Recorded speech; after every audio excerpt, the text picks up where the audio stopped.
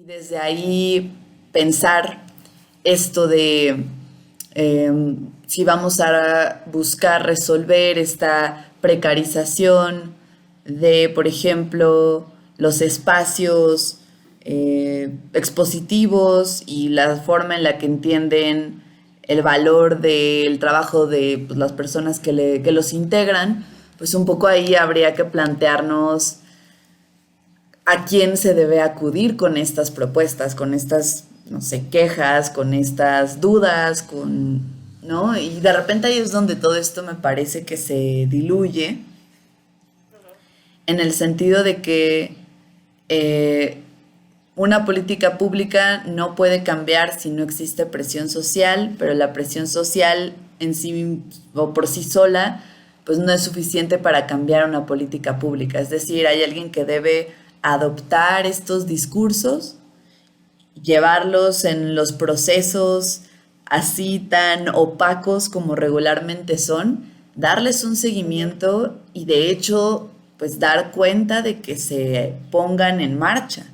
Y ahí es donde creo que se vuelve un poco complicado a seguir, sobre todo para una comunidad como es la de la cultura y las artes, que constantemente tiene que estar haciendo y llevando y subiendo y bajando para poder de hecho autosustentar su vida, ¿no? Y que aquí, por ejemplo, creo que podemos brincar un poco hacia hacia esta utopía de las promesas del Internet temprano, ¿no?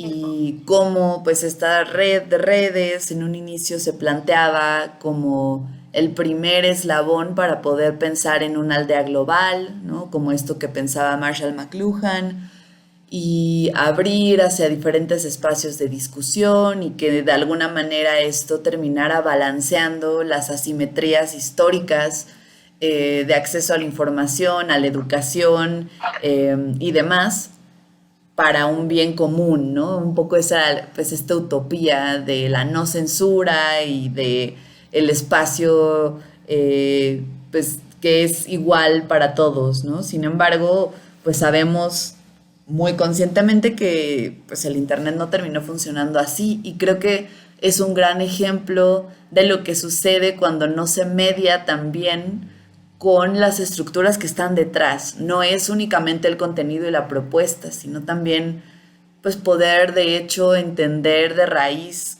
cómo se gesta, con qué recursos y de alguna manera quién toma las decisiones frente a eso.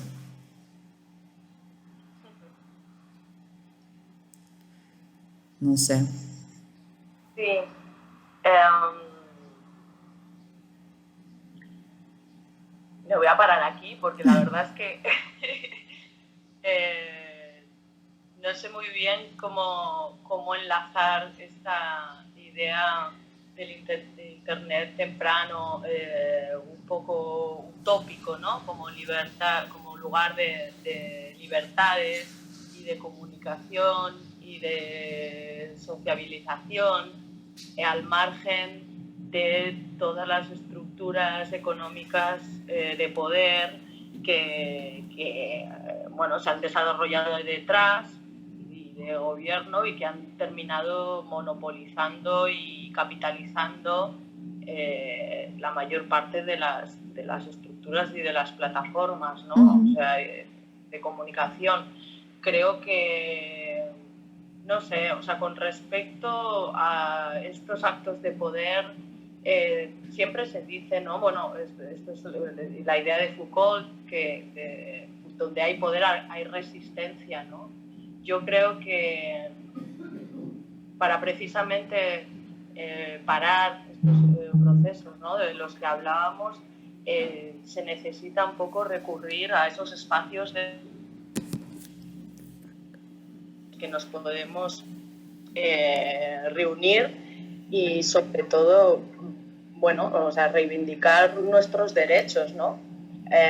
Como ejemplo más reciente, o sea, la Universidad de Goldsmiths está en huelga constante, o sea, desde hace unos meses. Si no es una semana sin otra, hay un parón secundado por tanto alumnos como profesorado para manifestarse a favor de nuestros derechos sociales, ¿no? O sea, de igualdad, de pensiones, de cantidad de trabajo, y esto hace que de alguna manera, o sea, sí se separen estos procesos un poco para que haya una reflexión, una reivindicación y se pueda reconfigurar de alguna manera todos estos esquemas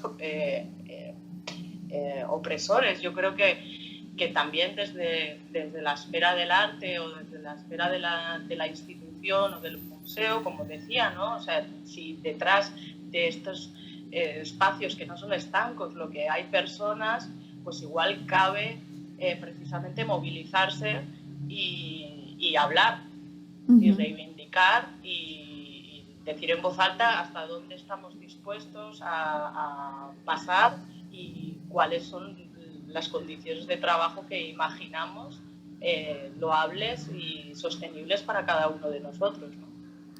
Sí, y bueno, esto muy, muy, muy fuera del tema quizá, pero me hace pensar en ahora he estado planteando una exposición para finales de año y pensaba en cómo para mí siempre eh, esta parte de ponerle un nombre a algo me parece como bien complejo, ¿no?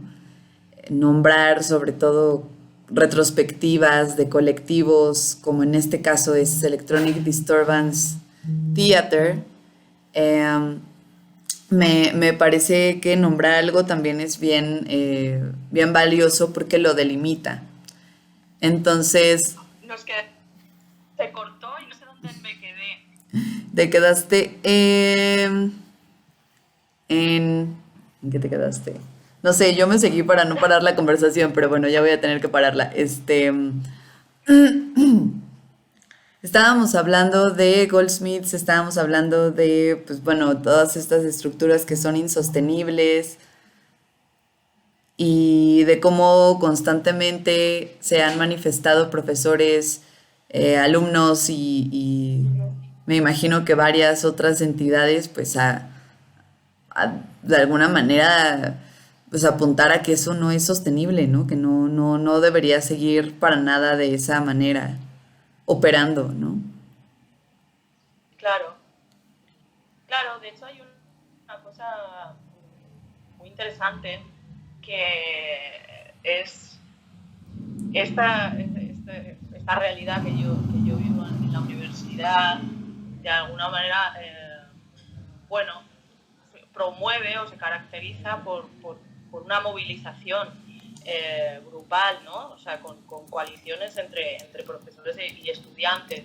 Entonces, esto hace que se promueva una organización social, que se creen grupos, que haya diálogo, que haya, pues eso, una movilización, que se cuestionen estas estructuras, que, no sé, sí, toda esta semana estamos de parón otra vez. Llevamos como, en este mes ha habido como 2 semanas de Wow. paro, pero mientras tanto es esto, ¿no? Lo que hay es como muchos grupos que se movilizan de estudiantes a través de WhatsApp, por ejemplo, donde hay una comunicación fluida y constante. También hay un montón de reuniones en los que se debate, se dialoga, ¿no? Se comparten ideas, se llegan a conclusiones.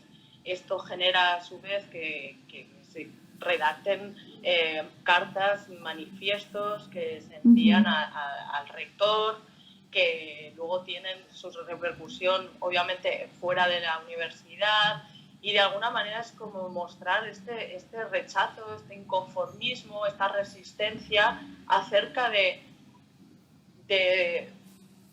bueno, esta crisis constante de esta precarización de las condiciones de vida insostenible, ¿no? O sea, es un poco la herramienta que tenemos para luchar contra este cambio constante que nos lleva a, bueno, pues a una situación cada vez más insostenible realmente. Sí. Se me hace muy interesante que esto esté sucediendo también, pues, en Reino Unido. Porque, pues bueno, te contaba hace unos días que igual aquí en México y particularmente en el centro del país, varias universidades y en este caso entre ellas en la que yo trabajo, también se han ido a paro, ¿no? Aquí muy específicamente frente a la violencia de género. La verdad es que ha habido en los últimos meses una alza muy brutal frente pues a violencia de género y si bien esto tristemente no es una novedad, sí definitivamente se siente absolutamente insostenible, ¿no? Y todo empieza, ¿sabes? Como rascando estas historias de los espacios también académicos en donde pues estos lugares que deberían ser lugares seguros, pues no lo son. Y hay mucha polémica frente a cómo se han llevado las actividades, ¿no? Entre, pues bueno, entre muchas otras cosas, al menos la facultad en la que yo doy clases, hay mucha distancia, yo diría, entre administrativos, profesorado y alumnas principalmente. Ujú, Eh, ujú. y se me hace también un momento pues muy particular, ¿no? Porque claro que por un lado, y esto lo podemos al mismo tiempo conectar con lo que sucede en instituciones y museos, ¿eh? O sea, no creo que sea algo único como de estos espacios educativos, porque se exige que haya medidas y protocolos que efectivamente aseguren pues, la seguridad de sus alumnos y alumnas, principalmente alumnas por los casos de acoso y de abuso que han habido dentro de las facultades, ¿no? Ya sea por cuestiones de poder o por discursos pues misóginos o por cualquier otro tipo pues de violencia que en un contexto de esta naturaleza se vuelven absolutamente inadmisibles, ¿no? Y creo que sí, o sea, si bien aquí el conflicto, la controversia ha sido mucho la forma,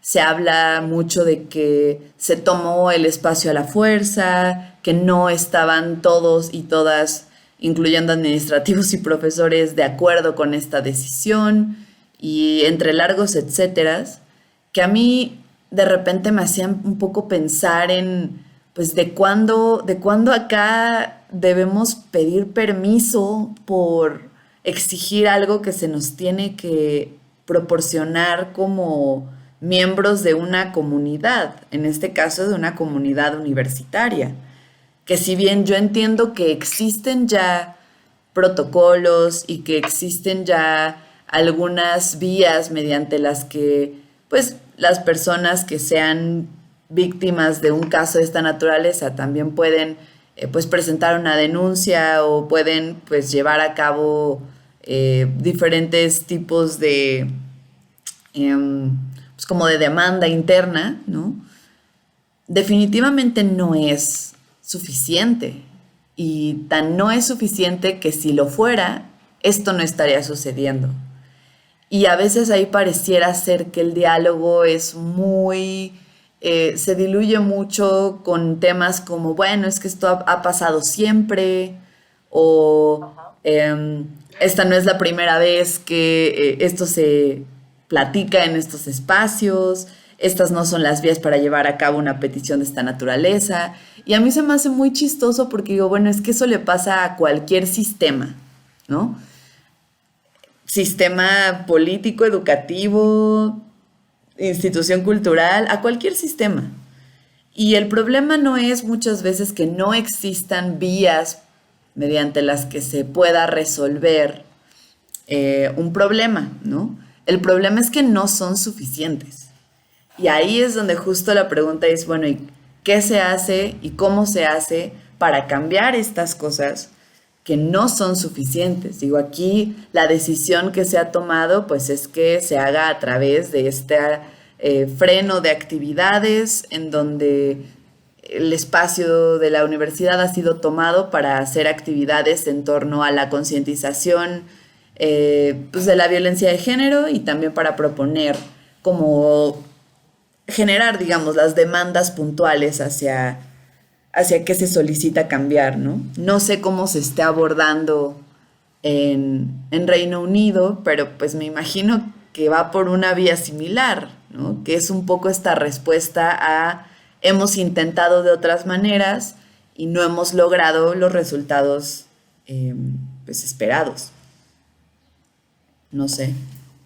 Ya, bueno, en este respecto, o sea, yo soy española, en España hay un debate actual acerca de violencia de género muy potente y desde los grupos feministas, ¿no? Donde se escucha muy fuerte estas voces de visibilización de estas problemáticas y de resistencia a estas estructuras. Yo lo que creo es que es un muy buen primer paso visibilizar esta problemática, pero la pregunta es ¿a quién se reclama que cambien y cómo estas dinámicas? Pues se le está diciendo a un sistema que es intrínsecamente patriarcal. Entonces, poco se puede cambiar si no se cambia el sistema completo, ¿no? Claro. Si no se reconfigura. Quiero decir que este sistema de gobierno patriarcal asociado al capitalismo difícilmente se va a ver interpelado si no hay un cambio estructural profundo, ¿no?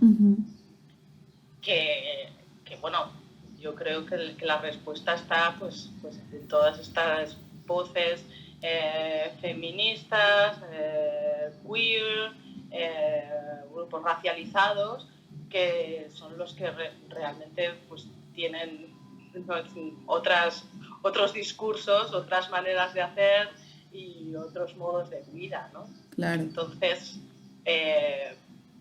quizá hay que empezar a pensarlo por ahí.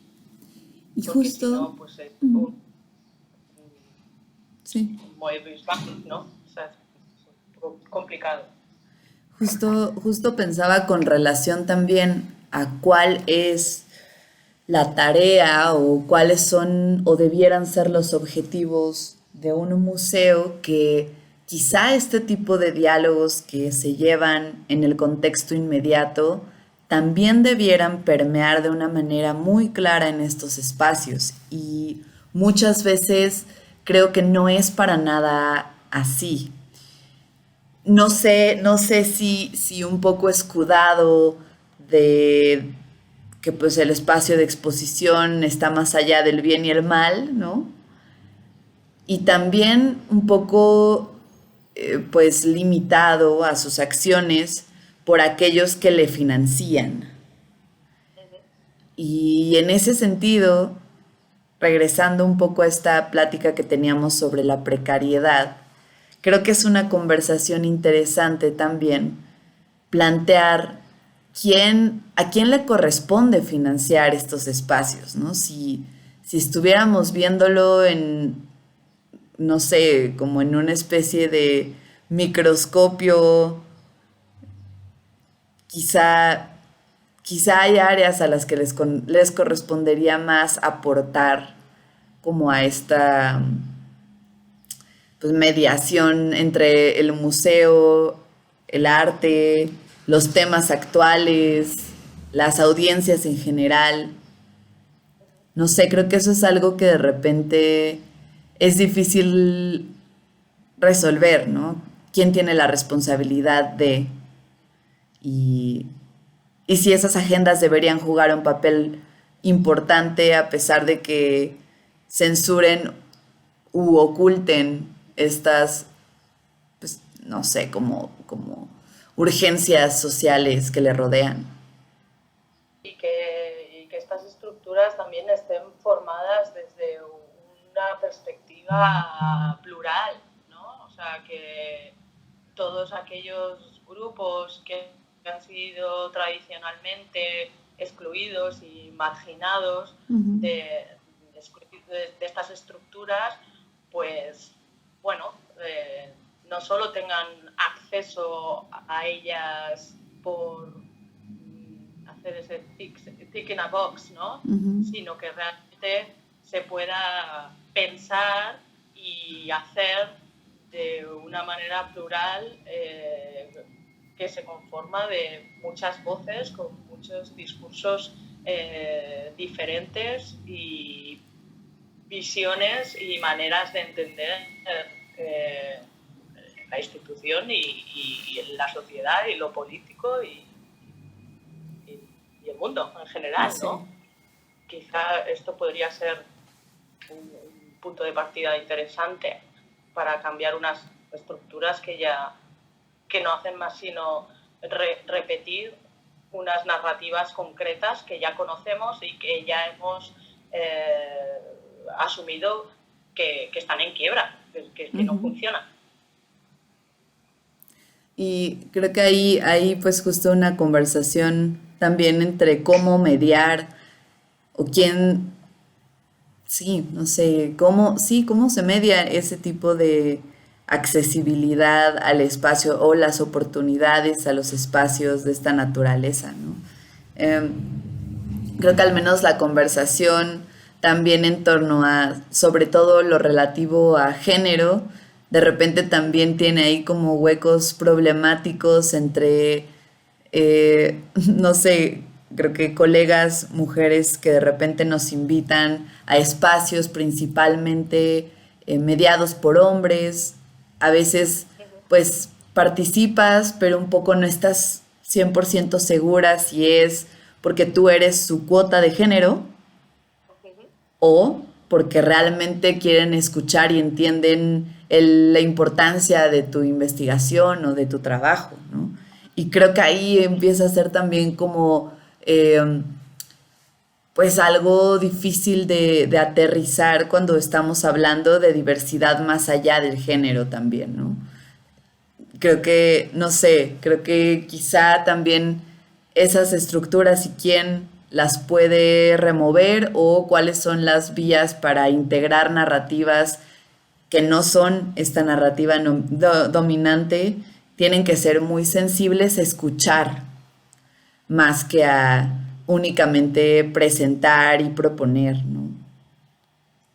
Es que tiene que haber un ejercicio de revisión de los privilegios de, de, de estos grupos y de estas estructuras que gobiernan estos espacios, ¿no? O sea, si no hay este ejercicio de escucha activa y de voluntad de revisión de privilegios en base a hacer espacio, ¿no? A todas esas otras voces, pues difícilmente vamos a salir de cumplir con la cuota de inclusión, que realmente también esta palabra inclusión a mí se me hace difícil de entender porque implica que hay un grupo que se diferencia del resto y entonces hay que incluir a ese otro resto en este grupo, ¿no? Cuando en realidad no se trata de eso, o sea, se trata precisamente de entender la complejidad social para poder hacer espacio a esas otras voces, singularidades y seres humanos, ¿no? Y a veces creo que, bueno, igual ayer tenía una conversación en otro contexto con un amigo que me decía que a él le parecía que el internet, por ejemplo, no debería haber sido para todos, ¿no? Y que por lo tanto le parece que no todos los espacios debieran ser para todos. Y me pareció inicialmente algo muy conflictivo, ¿no?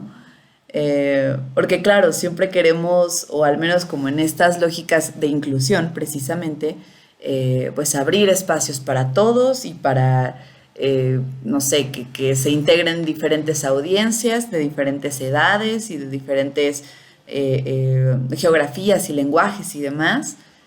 Pero la realidad es que es posible que quizá si existieran más bien espacios seguros desde los cuales después desprender los espacios que sí se piensan para audiencias masificadas, quizá esas conversaciones pudieran tener un mejor espacio de debate, que esa es otra de las cosas que creo que hace mucha falta, ese debate entre aquellos y aquellas que a lo mejor consideran que los espacios museográficos o los espacios para exponer arte efectivamente no son para todos y aquellos que consideran que sí.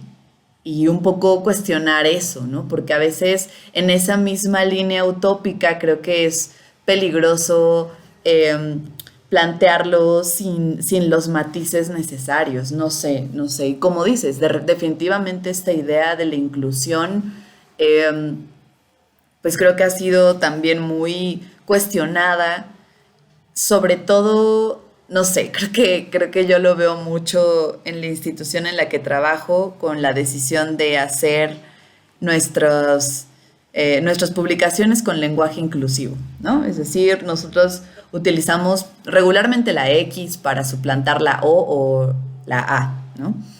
Y siempre sale de repente como este comentario en torno a si quieren ser incluyentes, entonces deberían también hacer publicaciones en braille, por ejemplo, ¿no? Eh, que son obviamente otras vías de inclusión también. Y eso es lo que a veces cuesta entender que no funciona de una manera vertical, sino que es absolutamente diagonal a, sí, a cuestiones religiosas y a cuestiones de habilidad y de edad y de proveniencia y de muchas otras cosas que a veces pareciera que se pierden en este discurso de la inclusión. Y con ello, justo los espacios museográficos como espacios inclusivos, que creo que una de las formas más comunes de llamarlos es querer plantear al museo como un espacio público, ¿no? Yo creo que la estructura artística tiene forma de rizoma, ¿no? O Ujú, sea, el museo no puede ser solo el lugar, sino que tiene que convivir con otros muchos espacios donde el arte sucede. ujú, Entonces es la combinación de todos estos lugares donde el arte se manifiesta y tiene que ser uno más, por supuesto, ujú, no el único. ujú, exacto. Muy bien.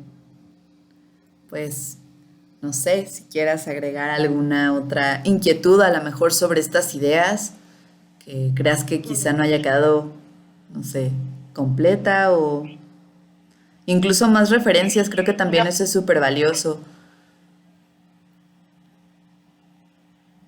¿referencias de qué tipo? Pues hablabas en un inicio de esta investigación de compañeros tuyos en Goldsmiths, ¿no? De estos esfuerzos que sé que yo sé que son muy cercanos a tu práctica. Quizá, no sé si quieras mencionar algún otro que te parezca que es interesante cómo está, ya sea replanteándose estas ideas o investigándolas y asumiéndolas como de una manera mucho más crítica, no sé.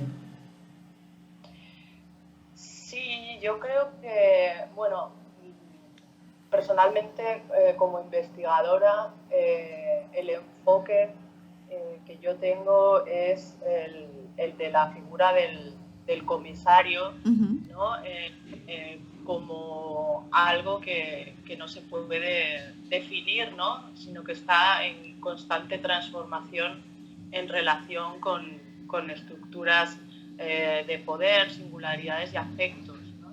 Entonces yo propongo cuestionar la noción de frontalidad ujú, eh, con el rol del comisario, y esto me permite de alguna manera cuestionar supuestas jerarquías entre artistas y comisarios, la noción de autoría, fricciones entre políticas institucionales y comisarios, y también cómo aproximarme a pensar nuevas prácticas y metodologías curatoriales que de alguna manera pues cuestionen esta frontalidad y ciertas narrativas, ¿no?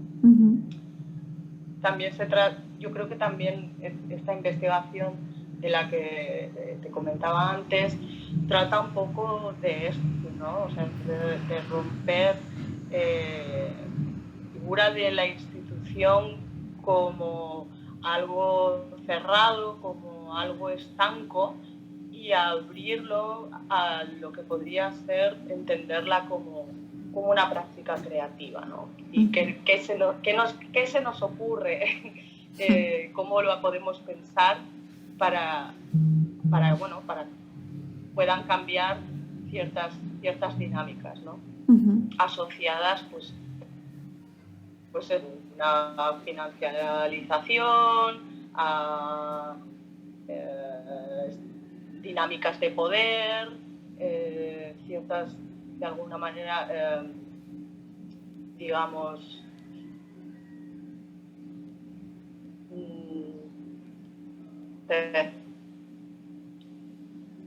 tendencia, ¿no?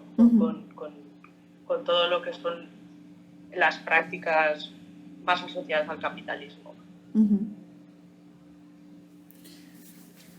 Wow, es que sí, es todo es un espacio de mucha oportunidad. Um, pero pues bueno, ya te contaré qué tal me va con el cuestionario, y creo que quizá también la posibilidad de plantearlo hacia otros espacios, creo que ayudará también a entender qué cosas cambian y qué cosas se quedan fijas, quizá, ¿no? Y a lo mejor esas que se quedan fijas son las que se deben, quizá como, no sé, abordar de manera más eficiente. Eso creo. Pues me ha encantado charlar contigo, como siempre, Tony. Es un placer. Muchas gracias por tu tiempo, y pues ya te contaré qué tal me va mañana. Vale. Oye, te quería pedir si podrías hacer un poco de edit, ¿no? De las preguntas que me he quedado en blanco, por ejemplo. Sí, sí, sí, ya ahorita lo que hice fue como, bueno, grabé todo y